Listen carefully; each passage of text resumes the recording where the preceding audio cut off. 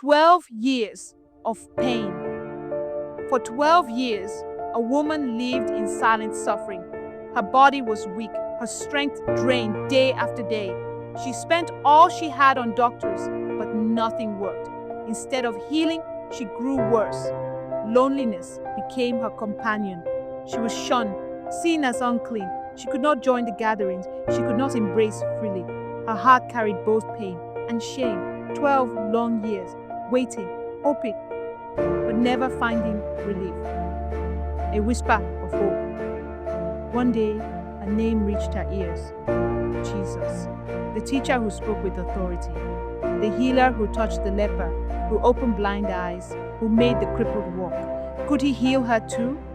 A hope she had buried began to rise. Her heart whispered, if I can just touch his cloak, I will be healed. The crowded streets. The day came.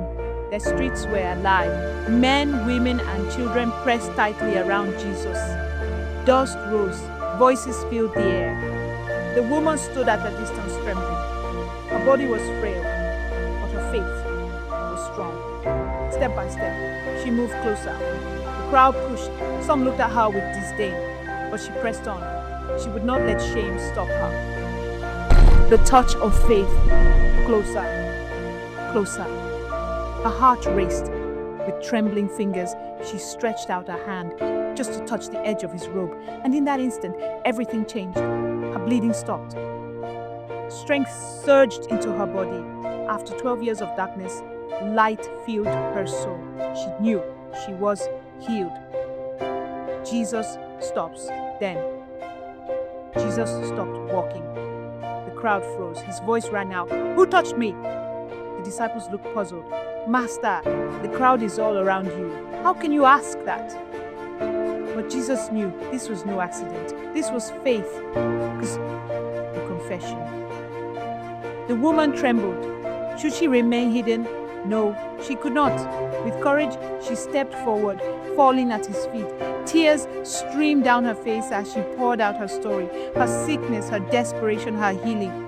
The crowd grew silent, and Jesus looked at her with compassion. "Daughter, go in peace. Daughter, your faith has made you well. Go in peace. Be free from your suffering." In that moment, she was not just healed. She was restored. No longer rejected, no longer in shame.